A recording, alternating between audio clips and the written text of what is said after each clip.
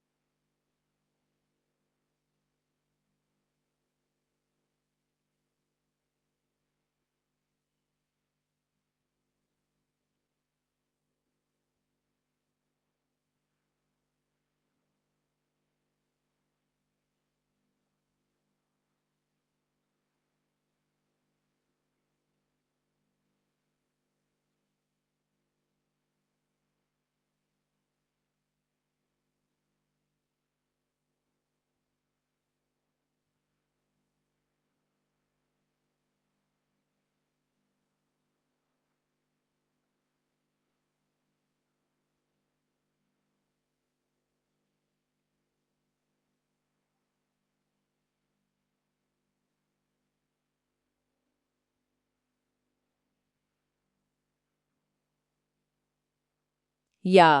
ఇది మనది కాదు, ఇది ప్రమాదకరం అని చెప్పే ఒక ట్రాకర్ అన్నమాట. ఇక్కడ అత్యంత ఆశ్చర్యకరమైన విషయం ఏమిటంటే ఈ ట్యాగ్ పడిన ప్రోటీన్లను ప్రోటీజోమ్ అనే ఒక చెత్తబుట్టలాంటి యంత్రం తనలోకి తీసుకుని చిన్న చిన్న ముక్కలుగా కత్తిరిస్తుంది. ఆ ముక్కలను కణం తన ఉపరితలంపైకి తీసుకువచ్చి MHC క్లాస్ 1 అనే ప్రోటీన్ల ద్వారా బయటికి ప్రదర్శిస్తుంది. అంతేనా? కరెక్ట్, ఎగ్జాక్ట్గా అంతే. అంటే ఒక రకంగా చూడండి, నా లోపల ఈ ప్రమాదకరమైన వైరస్ ఉంది, ఇక నేను బ్రతికుంటే లాభం లేదు, నన్ను చంపేయండి అని సైటోటాక్సిక్ CD8+ లింఫోసైట్లకు సిగ్నల్ ఇస్తుంది. అవును, అదొక సెల్ఫ్ సాక్రిఫైస్ లాంటిది. ఆ లింఫోసైట్లు వచ్చి ఇన్ఫెక్ట్ అయిన కణాన్ని నాశనం చేస్తాయి. ఎంత గొప్ప త్యాగమండి! కానీ ఈ దాడులు ప్రతిదాడులు జరుగుతున్నప్పుడు శరీరంలో వాపు అంటే ఇన్ఫ్లమేషన్ కూడా మొదలవుతుంది కదా. తీవ్రమైన వాపున్నప్పుడు కాలేయం అదే లివర్ ఎందుకు ఇన్వాల్వ్ అవుతుందో నాకు మొదట అర్థం కాలేదు. యా, ఇన్ఫ్లమేషన్ అనేది కేవలం గాయమైన చోట మాత్రమే జరిగే ప్రక్రియ కాదు. అదొక శరీరం మొత్తానికి సంబంధించిన సిగ్నల్. ఇన్ఫెక్షన్ లేదా దీర్ఘకాలిక వాపు ఉన్నప్పుడు ఆ ప్రాంతంలోని రోగనిరోధక కణాలు IL-1, IL-6 మరియు TNF ఆల్ఫా లాంటి ప్రో ఇన్ఫ్లమేటరీ సైటోకైన్స్ను రక్తంలోకి విడుదల చేస్తాయి. ఓ, ఇవి బ్లడ్లోకి వెళ్తాయా? అవును, ఇవి ఒక రకమైన అలారం సిగ్నల్స్. ఇవి నేరుగా కాలేయాన్ని చేరుకొని దాన్ని అప్రమత్తం చేస్తాయి. అప్పుడు కాలేయం సి రియాక్టివ్ ప్రోటీన్ అంటే సిఆర్పి మరియు ఫైబ్రినోజన్ లాంటి అక్యూట్ ఫేజ్ రియాక్టెన్స్ను ఉత్పత్తి చేస్తుంది. ఓ, అంటే మనం బ్లడ్ టెస్ట్లో చూసే ఈఎస్ఆర్ మరియు సిఆర్పి పెరగడానికి కారణం ఇదేనా?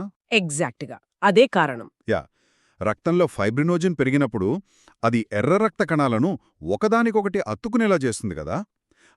దీనివల్ల అవి బరువుగా మారి టెస్ట్ ట్యూబ్లో త్వరగా అడుగుభాగానికి చేరుకుంటాయి. దీన్నే ఎర్ర రక్త కణాల అవక్షేప రేటు లేదా ఈఎస్ఆర్ అంటారు. అవును. కానీ నాకొక డౌటు. ఈ ఇన్ఫ్లమేషన్ అనే మహాప్రవాహాన్ని మొదలుపెట్టడానికి అసలు మొదటి స్విచ్ ఎక్కడుంటుంది? ఆ స్విచ్ పేరే NF-kB. అదొక ట్రాన్స్క్రిప్షన్ ఫ్యాక్టర్. సాధారణ పరిస్థితుల్లో ఇది కణంలోని సైటోప్లాజంలో IKB అనే ఒక ప్రోటీన్కి బంధిగా ఉంటుంది. అంటే స్విచ్ ఆఫ్లో ఉంటుందన్నమాట. ఆఫ్లో ఉంటుంది. ఎప్పుడైతే ఒక బ్యాక్టీరియా తాలూకు లైపోపాలీసాకరైడ్ లాంటివి కణంపైనున్న రిసెప్టార్లను తాకుతాయో ఆ సిగ్నల్ నేరుగా లోపలికొచ్చి IKBని నాశనం చేస్తుంది. వావ్, డైరెక్ట్గా డిస్ట్రాయ్ చేస్తుందా? అవును. అప్పుడు స్వేచ్ఛ పొందిన NF-kB వెంటనే న్యూక్లియస్లోకి ప్రవేశించి ఇన్ఫ్లమేషన్కి సంబంధించిన జన్యులనన్నీ ఒకేసారి ఆన్ చేస్తుంది. ఒకేసారి. ఈ వాపంత తగ్గాక కణాలు ఆ గాయాన్ని మానుకోవాలి గదా. వూండ్ హీలింగ్ అంటాం కదా. ఇది ఏదో ఒక సెకండ్లో జరిగే పని కాదు. ఒక భవన నిర్మాణ స్థలం లాంటిది. 4 దశల్లో ఈ ప్రక్రియ జరుగుతుంది. అవును, అదొక పెద్ద ప్రాసెస్. ముందుగా లీకేజ్ని ఆపాలి. అదే హెమోస్టాసిస్. ఇక్కడ రక్తం గడ్డగడుతుంది. తర్వాత పాత శిథిలాలను తొలగించాలి. ఇన్ఫ్లమేషన్. ఇక్కడ రోగనిరోధక కణాలు వచ్చి బ్యాక్టీరియాను మరియు చనిపోయిన కణాలను క్లీన్ చేస్తాయి. ఆ తర్వాత మూడోది ప్రాలిఫరేషన్. సరిగ్గా చెప్పారు. ఈ ప్రొలిఫరేషన్ దశలోనే కొత్త రక్తనాళాలు ఏర్పడతాయి. ఫైబ్రోబ్లాస్ట్లు వచ్చి కొల్లాజన్ను తయారు చేసి ఒక కొత్త కణజాలాన్ని అంటే గ్రాన్యులేషన్ టిష్యూను నిర్మిస్తాయి. మరి ఫైనల్ స్టేజ్ ఏంటి? ఇక చివరి దశ మ్యాచ్యురేషన్. ఇక్కడ ముందుగా ఏర్పడిన అస్తవ్యస్తమైన కొల్లాజెన్ అంతా తొలగించబడి గట్టిగా ఉండే కొత్త కొల్లాజెన్ ఒక క్రమ పద్ధతిలో అమరిక చెందుతుంది. దీనివల్లే గాయం మానిన తరువాత అక్కడొక మచ్చ ఏర్పడి చర్మం బలాన్ని పుంజుకుంటుంది. సూపర్. అయితే కొన్నిసార్లు ఈ క్లీనింగ్ సిస్టమ్ లోపల కూడా సమస్యలొస్తాయి గదా. ముఖ్యంగా శ్వాసకోశాల్లో ఉండే సీలియా. సీలియా చాలా ముఖ్యం. నిరంతరం ఊడ్చే చీపుర్లలాగా పనిచేస్తూ ఊపిరితిత్తుల్లోని శ్లేష్మాన్ని, దుమ్మును బయటకు నెట్టేస్తాయి. కాని కార్టిజనర్ సిండ్రోమ్లో ఈ సీలియా అస్సలు కదలవు. అవును, అదొక జెనెటిక్ డిజార్డర్. దీనివల్ల ఊపిరితిత్తుల్లో ఇన్ఫెక్షన్లు అంటే బ్రాంకియాక్టిసిస్, సైనస్ సమస్యలే కాకుండా సైటస్ ఇన్వర్సస్ అంటే గుండె కుడివైపులో ఉండటం లాంటి విచిత్రమైన పరిస్థితి ఎందుకు వస్తుందని నేను ఆలోచించాను. ఆ పిండం ఎదుగుతున్న సమయంలో అవయవాలు సరైన స్థానంలోకి వెళ్లడానికి కూడా ఈ సీలియా కదలికలే కారణమని తెలుసుకున్నప్పుడు నిజంగా ఆశ్చర్యమేసింది. చాలా ముఖ్యమైన పాయింట్ ఇది. పిండాభివృద్ధిలో సిలియా చేసే ఆ సూక్ష్మమైన కదలికలే గుండె, కాలేయం లాంటి అవయవాలను వాటి సరైన స్థానాల్లో అమరుస్తాయి. ఇక్కడొక కీలకమైన భేదాన్ని మనం గమనించాలి. ఏంటా భేదం? సిస్టిక్ ఫైబ్రోసిస్ అనే మరొక వ్యాధిలో కూడా ఊపిరితిత్తులలో విపరీతమైన శ్లేష్మం పేరుకుపోయి ఇలాంటి ఇన్ఫెక్షన్లే వస్తాయి. కానీ అందులో సీలియా నిర్మాణపరంగా బానే ఉంటాయి. కేవలం శ్లేష్మం మరీ చిక్కగా ఉండటం వల్ల అవి కదలలేవు. అంటే సీలియా ప్రాబ్లం కాదు, మ్యూకస్ ప్రాబ్లం అదనమాట. కరెక్ట్. కాబట్టి సిస్టిక్ ఫైబ్రోసిస్లో అవయవాలు తారుమాలు కావడం అంటే సైటస్ ఇన్వర్సెస్ జరగదు. ఇది మనం క్లియర్గా గుర్తుపెట్టుకోవాలి. ఇదొక అద్భుతమైన క్లారిఫికేషన్. సరే, శరీరం తనను తాను రిపేర్ చేసుకునే క్రమంలో కొన్నిసార్లు నిరంతర ఒత్తిడి వల్ల కణాలు తమ రూపాన్ని మార్చుకుంటాయి కదా. ఈ మెటాప్లాసియా అనేది వాస్తవానికి ఆ క్షణంలో కణాలు తమను తాము కాపాడుకోవడానికి చేసే ప్రయత్నమే అనిపిస్తుంది. అవును, ఒక రకమైన అడాప్టేషన్ అది. ఉదాహరణకు సిగరెట్ తాగేవారి ఊపిరితిత్తుల్లోని సున్నితమైన సిలియేటెడ్ కాలుమ్నార్ కణాలు ఆ వేడి పొగను తట్టుకోలేక గట్టిగా ఉండే స్క్వామస్ కణాలుగా మారిపోతాయి. అలాగే జీఈఆర్డి అంటే గ్యాస్ట్రో ఎసోఫాజియల్ రిఫ్లెక్స్ డిజీజ్లో కడుపులోని యాసిడ్ పైకి రావడం వల్ల అన్నవాహికలోని స్క్వామస్ కణాలు ఆ యాసిడ్ను తట్టుకోగల ప్రేగుల్లో ఉండే కాలుమ్నార్ కణాలుగా మారతాయి. యా, ఆ క్షణానికి ఆ కణాలు చాలా తెలివిగా ప్రవర్తిస్తున్నట్లు అనిపిస్తుంది కదా, కాని దీర్ఘకాలంలో ఇదే ప్రాణాంతకమవుతుంది. అవునా? ఎందుకు? దాన్ని క్యాన్సర్ అని అనాలా? వాతావరణాన్ని మారిస్తే కణాలు మళ్ళీ వెనకొస్తాయా? లేదు. క్యాన్సర్కు డిస్ప్లాసియాకు చాలా తేడా ఉంది.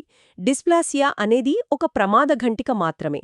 అది ఎల్లప్పుడూ క్యాన్సర్గా మారదు. ఓ, మారదా? యా, ఉదాహరణకు సెర్వికల్ కణాలలో తేలికపాటి మార్పులు వచ్చినప్పుడు దానికి కారణమైన వైరస్ లేదా ఒత్తిడిని తొలగిస్తే ఆ కణాలు మళ్లీ సాధారణ స్థితికి చేరుకోగలవు. అంటే అది రివర్సిబుల్. కానీ ఆ డిస్ప్లాసియా అలాగే కొనసాగి బేస్మెంట్ మెంబ్రేన్ను దాటి లోపలికి చొచ్చుకునిపోతే అప్పుడు దాన్ని కార్సినోమా అంటే క్యాన్సర్ అంటారు. అర్థమైంది. మరి ఈ కణాల విభజనను ఎవరు కంట్రోల్ చేస్తారు? సెల్ సైకిల్లో కణాలు తమ ఇష్టమొచ్చినట్లు విభజన చెందకుండా ట్రాఫిక్ పోలీసులుంటారు కదా. కణం G1 ఫేజ్ నుండి S ఫేజ్కి వెళ్లేటప్పుడు ఆర్బీ అంటే రెటినోబ్లాస్టోమా ప్రోటీన్ ఒక స్ట్రాంగ్ చెక్ పాయింట్లా ఆపుతోంది అంటారు. అవును, ఈ ఆర్బీ ప్రోటీన్ పనితీరు చాలా సూక్ష్మంగా ఉంటుంది. ఇది డీఫాస్ఫోరైలేటెడ్ స్థితిలో ఉన్నప్పుడు కణాన్ని గట్టిగా పట్టుకుని జీవన్ దశలోనే ఆపేస్తుంది. అంటే అక్కడే బ్రేక్ వేస్తుందన్నమాట. యా, కాని శరీరానికి కణం విభజన చెందాల్సిన అవసరం ఏర్పడినప్పుడు గ్రోత్ ఫ్యాక్టర్స్ వచ్చి ఈ ఆర్బీ ప్రోటీన్ను ఫాస్ఫోరైలేట్ చేస్తాయి. అప్పుడు ఆ పట్టు సడలిపోయి కణం ఎస్ ఫేజ్లోకి అడుగుపెడుతుంది. ఈ ఎస్ ఫేజ్లోనే కదా డిఎన్ఏ తయారయ్యేది? ఎగ్జాక్ట్గా. ఈ ఎస్ ఫేజ్లోనే డిఎన్ఏ తయారీకి అవసరమైన డైహైడ్రోఫోలేట్ రిడక్టేజ్ మరియు డిఎన్ఏ పాలిమరేజ్ లాంటి ఎంజైమ్లు కీలకంగా పనిచేసి కొత్త డిఎన్ఏని నిర్మిస్తాయి. మరి ఈ సిస్టమ్ని ఎవరైనా బ్రేక్ చేస్తే ఇక్కడే ట్యూమర్ సప్రెసర్ జీన్స్ ప్రాముఖ్యత వస్తుంది కదా. ముఖ్యంగా P53 జన్యువు. ఇది మన కణాలకున్న అల్టిమేట్ గార్డియన్ కదా. నిస్సందేహంగా P53 జన్యువు డిఎన్ఏలో ఏమైనా తప్పులున్నాయేమో అని నిరంతరం స్కాన్ చేస్తూ ఉంటుంది. ఒకవేళ డ్యామేజ్ ఉంటే కణ విభజనను ఆపుతుంది. ఒకవేళ డ్యామేజ్ మరీ ఎక్కువుంటే? డ్యామేజ్ మరీ ఎక్కువగా ఉంటే ఇందాక మనం మాట్లాడుకున్న అపోప్టోసిస్ను యాక్టివేట్ చేసి కణాన్ని చంపేస్తుంది. క్యాన్సర్ కణాలు మొట్టమొదట చేసే పని ఈ గార్డ్ను నిద్రపుచ్చడమే. అవునా? ఎలా?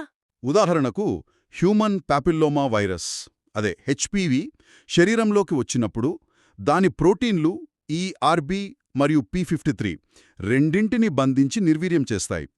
ఈ చెక్ పాయింట్స్ లేకపోవడం వల్ల కణాలు పిచ్చిగా విభజన చెంది హెడ్ అండ్ నెక్ క్యాన్సర్కు దారితీస్తాయి. My god! అంటే ఒక వైరస్ మన స్వంత రక్షణ వ్యవస్థనే హ్యాక్ చేసిందన్నమాట. Yeah, correct. ఈ చెక్ పాయింట్లు విఫలమైనప్పుడు ఒక చిన్న మార్పు పెద్ద క్యాన్సర్గా ఎలా మారుతుందో అర్థం చేసుకోవడానికి కొలోరెక్టల్ అంటే పేగు క్యాన్సర్ ఒక అద్భుతమైన ఉదాహరణ. దీన్ని ఒక కారుతో పోల్చి చూద్దాం. మన జన్యువుల్లో ప్రోటో యాంకోజీన్స్ అనేవి కారుకి యాక్సిలరేటర్ లాంటివి. అవి కణాన్ని పెరిగేలా చేస్తాయి. కరెక్ట్. ఇక ట్యూమర్ సప్రెసర్స్ అనేవి బ్రేక్ లాగా పనిచేస్తాయి. క్యాన్సర్లో ఏం జరుగుతుందంటే యాక్సిలరేటర్ ఇరుక్కుపోతుంది, బ్రేకులు ఫెయిల్ అవుతాయి.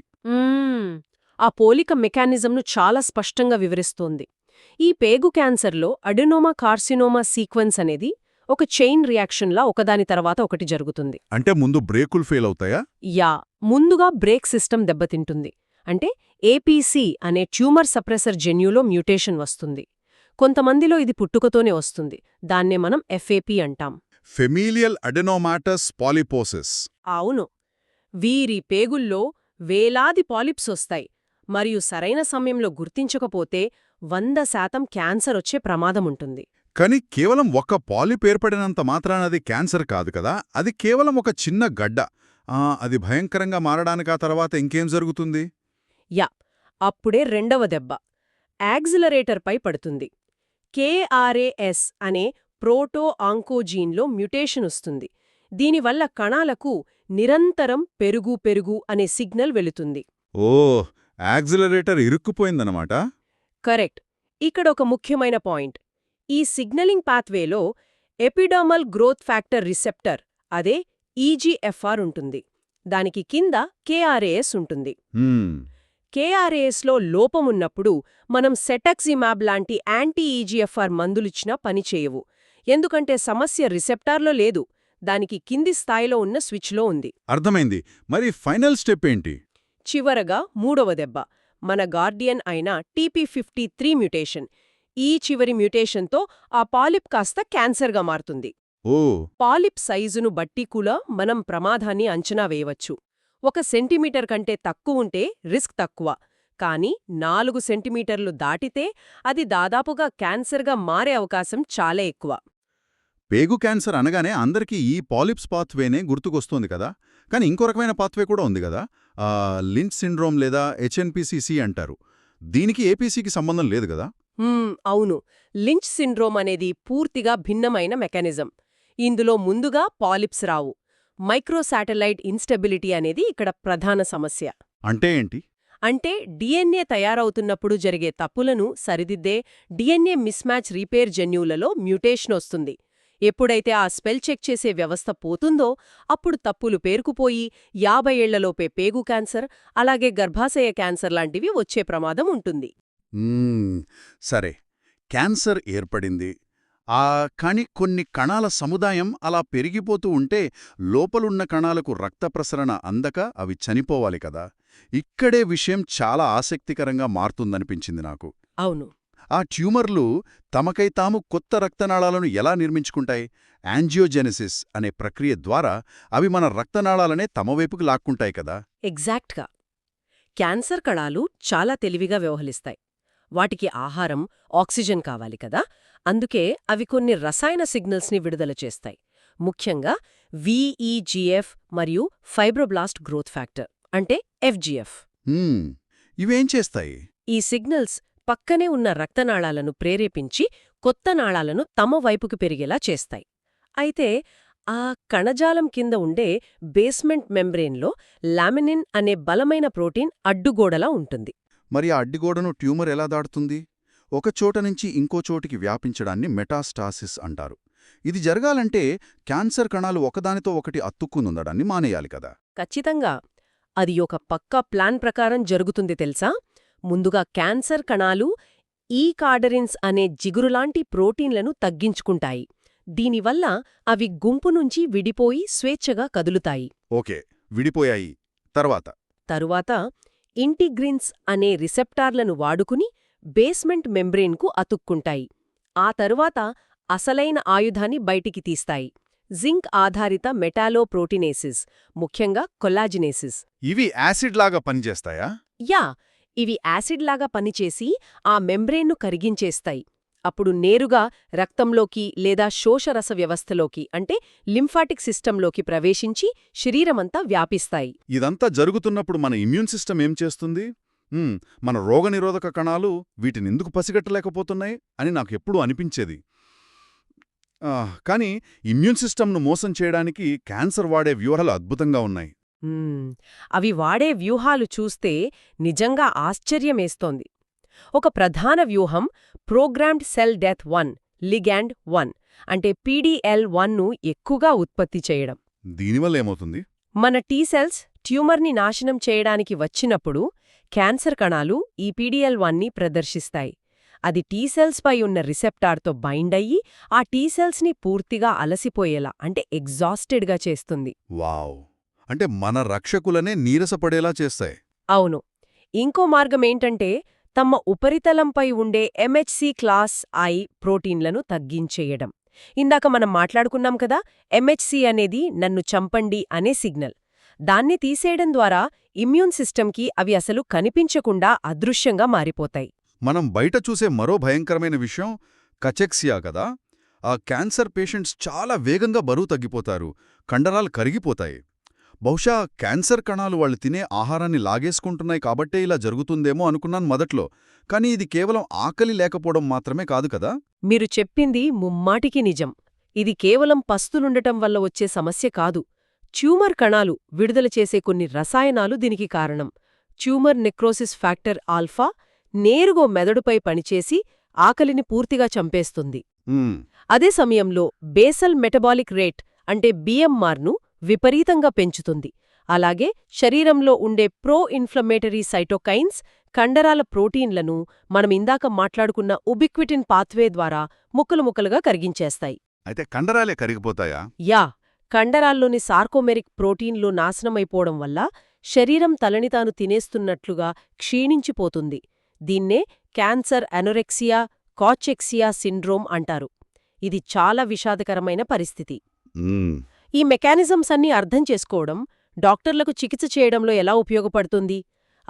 పాథాలజీ రిపోర్ట్లో ఎప్పుడూ గ్రేడ్ మరియు స్టేజ్ అని 2 పదాలు కనిపిస్తాయి. అసలు ఈ రెండింటి మధ్య ఉన్న వ్యత్యాసమేమిటి? సింపుల్గా చెప్పాలంటే గ్రేడ్ అనేది ఆ ట్యూమర్ కణాలు మైక్రోస్కోప్లో ఎంత అస్తవ్యస్తంగా భయంకరంగా కనిపిస్తున్నాయో చెప్తుంది. అవి పక్కనున్న సాధారణ కణాల్లా ఉన్నాయా లేక అనప్లాస్టిక్గా ఉన్నాయా? అనప్లాస్టిక్ అంటే? అంటే ఆకారం చెడిపోయి చాలా పెద్ద న్యూక్లియస్ ఉండి రాక్షస కణాల్లాగా ఉండటం. ఇది ఎంత అగ్రెసివ్గా ఉందో చెప్తుంది. ఇక స్టేజ్ అనేది ఆ క్యాన్సర్ ఇప్పటికీ ఎంత దూరం వ్యాపించింది అని చెప్తుంది. ఓ, అంటే సైజు స్ప్రెడ్ అన్నమాట. కరెక్ట్. గడ్డ సైజ్ ఎంత, లింఫ్ నోడ్స్కి వెళ్ళిందా, ఊపిరితిత్తులు లేదా మెదడు లాంటి వేరే అవయవాలకు పాకిందా. స్టేజ్ అనేది రోగి యొక్క మనుగడను అంచనా వేయడానికి మరియు ట్రీట్మెంట్ ప్లాన్ చేయడానికి అత్యంత కీలకం. ఈ క్యాన్సర్ ఏ అవయవం నుండి పుట్టిందో తెలుసుకోవడానికి కూడా కొన్ని మార్కర్స్ వాడతారని చదివాను. ఉదాహరణకు ఎపిథీలియల్ కణాల నుండి వచ్చే క్యాన్సర్కి సైటోకెరాటిన్ అనే మార్కర్ను వెతుకుతారు కదా, అలాగే రొమ్ము క్యాన్సర్లో రిసెప్టార్లను బట్టి ట్రీట్మెంట్ పూర్తిగా మారిపోతుంది అని విన్నాను. అవును, రొమ్ము క్యాన్సర్లో కణాలపై ఈస్ట్రోజెన్ లేదా ప్రొజెస్ట్రాన్ రిసెప్టార్లు పాజిటివ్గా ఉంటే ఆ హార్మోన్ల వల్ల క్యాన్సర్ పెరుగుతోందని అర్థం. అప్పుడేం చేస్తారు? దానికి టామోక్సిఫెన్ లాంటి మందులిస్తే ఆ రిసెప్టార్లను బ్లాక్ చేసి మంచి ఫలితాలనిస్తాయి. కానీ HER2 అనే ప్రోటీన్ ఎక్కువగా ఉంటే పరిస్థితి వేరు. ఈ HER2 అనేది ఎపిడెర్మల్ గ్రోత్ ఫ్యాక్టర్ రిసెప్టార్ ఫ్యామిలీకి చెందినది. దీనికి టైరోసిన్ కైనేజ్ యాక్టివిటీ ఉంటుంది. అంటే ఇది డేంజరా? యా, ఇది ఉంటే క్యాన్సర్ చాలా వేగంగా వ్యాపిస్తుంది. ఇలాంటి వాటికి ప్రత్యేకంగా ట్రాస్టోజుమాబ్ అనే యాంటీ HER2 డ్రగ్ను వాడతారు. అంటే ట్రీట్మెంట్ని పర్సనలైజ్ చేస్తున్నారన్నమాట. మరియు వంశపారంపర్యంగా వచ్చే రొమ్ము క్యాన్సర్లలో BRCA1, BRCA2 మ్యూటేషన్లుంటాయి కదా, ఇవి మన DNAని రిపేర్ చేసే ట్యూమర్ సప్రెసర్ జీన్స్. ఇవి పనిచేయకపోతే బ్రెస్ట్ మరియు ఒవేరియన్ క్యాన్సర్ వచ్చే ప్రమాదం చాలా రెట్లు పెరుగుతుందని ఆధారాలు స్పష్టం చేస్తున్నాయి. ఎముకల క్యాన్సర్లలో, ముఖ్యంగా పిల్లల్లో వచ్చే ఆస్టియోసార్కోమాకి కూడా జన్యుపరమైన లింక్ ఉందనుకుంటా. ఖచ్చితంగా. ఆస్టియోసార్కోమా అనేది పిల్లలు మరియు యువకుల్లో పొడవాటి ఎముకల మెటాఫిసిస్ దగ్గర, అంటే మోకాలి చుట్టూ వస్తుంది. వీళ్లల్లో మనం ఇందాక మాట్లాడుకున్న RB1 మరియు TP53 జన్యువుల మ్యూటేషన్స్ ఎక్కువగా చూస్తాం. మరి వృద్ధులలో? ఇక వయసు పైబడిన వారిలో ప్రాస్టేట్ క్యాన్సర్ వస్తుంది కదా, ఇది ఎముకలకు వ్యాపించినప్పుడు ఒక విచిత్రం జరుగుతుంది. సాధారణంగా క్యాన్సర్లు ఎముకలను కరిగించేస్తాయి. అవును, విరిగిపోతే కదా. యా, కానీ ప్రాస్టేట్ క్యాన్సర్ ఎముకల్లోకి వెళ్ళినప్పుడు అది కొత్త ఎముక కణజాలాన్ని అస్తవ్యస్తంగా, గట్టిగా పెంచుతుంది. దీన్నే ఆస్టియోబ్లాస్టిక్ లీషన్స్ అంటారు. ఇది రోగులకు భరించలేని ఎముక నొప్పిని కలిగిస్తుంది. ఓ, పెంచడం వల్ల నొప్పొస్తుందన్నమాట. మరోవైపు థైరాయిడ్ క్యాన్సర్ల గురించి చూస్తే అందులో మిడ్యులరీ థైరాయిడ్ క్యాన్సర్ అనేది సాధారణ థైరాయిడ్ కణాల నుండి పుట్టదు కదా. కాదు, ఇది క్యాల్సిటోనిన్ను ఉత్పత్తి చేసే పారాఫాలిక్యులర్ సి కణాల నుండి వస్తుంది. ముఖ్యంగా ఇది RET ప్రోటో యాంకోజిన్ మ్యూటేషన్ వల్ల వస్తుందని చదివాను. ఇది కుటుంబాల్లో MEN2A మరియు 2B సిండ్రోమ్స్తో కలిసి రావటం నిజంగా గమనించాల్సిన విషయం కదా. అవును, ఆ జన్యుపరమైన లింక్స్ క్యాన్సర్ స్క్రీనింగ్కి చాలా ముఖ్యం. జన్యువుల గురించి మాట్లాడుతున్నాం కాబట్టి లీఫ్ రోమెనీ సిండ్రోమ్ గురించి ఖచ్చితంగా చెప్పాలి. అదంటే ఏంటి? ఇది అత్యంత బాధాకరమైన ఆటోసోమల్ డామినెంట్ మ్యూటేషన్. ఇందులో మన ప్రధాన రక్షకుడైన TP53 జన్యువు పుట్టుకతోనే ఒక కాపీ లోపభూయిష్టంగా ఉంటుంది. ఆ ఒక్క కాపీ లేకపోవటం వల్ల ఆ కుటుంబాల్లోని వ్యక్తులకు breast cancer, brain tumours, leukaemia, సార్కోమాలు లాంటివి చిన్న వయసులోనే వరుసగా వచ్చే ప్రమాదం ఉంటుంది. ఎంత దురదృష్టకరమండి. చివరిగా ఒక విషయం, అవయవ మార్పిడి అంటే ఆర్గన్ ట్రాన్స్ప్లాంట్ చేసుకున్న వారిలో వచ్చే PTLD అనే క్యాన్సర్ ఎందుకొస్తుంది? ఆ వేరే క్యాన్సర్లకు దీనికి ఉన్న వ్యత్యాసమేంటంటే ఇది ఇమ్యూనిటీ తగ్గించే మందుల వల్ల వస్తుంది. అవును. అవయవ మార్పిడి తర్వాత ఆ రోగి శరీరం ఆ కొత్త అవయవాన్ని శత్రువుగా భావించి రిజెక్ట్ చేయకుండా ఉండటానికి చాలా పవర్ఫుల్ ఇమ్యూనోసప్రెషన్ మందులిస్తారు. అంటే ఇమ్యూన్ సిస్టమ్ను బలవంతంగా నిద్రపుచ్చుతారు. హ్మ్. ఎప్పుడైతే ఇమ్యూనిటీ తగ్గుతుందో అప్పటికే శరీరంలో చాలా ఏళ్లుగా దాగియున్న ఎప్స్టీన్ బార్ వైరస్ మళ్లీ నిద్రలేస్తుంది. ఈ వైరస్ బి కణాలను ప్రేరేపించి అవి విపరీతంగా పెరిగేదా చేస్తుంది. దీన్నే పీటీఎల్డీ అంటారు. ఇది ఒక రకంగా క్యాన్సర్ లాంటిదే, కాని ఇమ్యూనిటీ మళ్లీ పెరిగితే కొన్నిసార్లు దానంతటదే తగ్గిపోతుంది. నిజంగా చెప్పాలంటే ఈ లోతైన విశ్లేషణంతా చూసిన తర్వాత నా మైండ్ బ్లాంక్ అయిపోయింది. కణాలు తమను తాము ఎలా రక్షించుకుంటాయో, క్యాన్సర్ వాటిని ఎంత తెలివిగా మోసం చేస్తుందో ఈ మెకానిజమ్స్ అన్నీ అర్థం చేసుకుంటే రోమాలు నిక్కబడుచుకుంటాయి. వ్యాధి అనేది మనం బయట చూసే ఒక లక్షణం మాత్రమే, కానీ లోపల కణాల స్థాయిలో జరిగేది ఒక మహా సంగ్రామం కదా. ఖచ్చితంగా. ప్రతి మ్యూటేషన్, ప్రతి చెక్ పాయింట్ ఫెయిల్యూర్ మనకు జీవకణాల సంక్లిష్టతను అర్థమయ్యేలా చేస్తాయి. పాథాలజీ అంటే కేవలం మైక్రోస్కోప్లో చూసి వ్యాధిని నిర్ధారించడం కాదు, ఆ వ్యాధి వెనుకున్న కథను చదవడమండి. ఎగ్జాక్ట్గా. ఈరోజు చర్చిలో ఒక అద్భుతమైన విషయం నాకు తట్టింది. దీని గురించి కాస్త ఆలోచించండి. క్యాన్సర్ కణాలు బయటనుంచి వచ్చిన శత్రువులు కావు, ఏలియన్స్ కావు. ఆహా, అవి మన శరీరంలోనే కణాలే. కాకపోతే నిరంతర ఒత్తిళ్ల వల్ల ఎప్పుడు చనిపోవాలో మర్చిపోయిన కణాలు మాత్రమే. కనుక భవిష్యత్తులో క్యాన్సర్ను కేవలం విషపూరిత మందులతో, రేడియేషన్తో చంపడం కంటే ఆ కణాలకు తిరిగి ఆర్బీ మరియు P53 లాంటి చెక్ పాయింట్ల జ్ఞాపకశక్తిని తిరిగిచ్చే విధంగా సైన్స్ అభివృద్ధి చెందితే ఎలా ఉంటుంది? ఆ కణాలకు చనిపోవడం ఎలాగో మళ్లీ నేర్పించగలిగితే. ఈ అద్భుతమైన ఆలోచనతో మిమ్మల్ని వదిలేస్తున్నాము. ఈ లోతైన విశ్లేషణలో మాతో పాటు ప్రయాణించినందుకు ధన్యవాదాలు.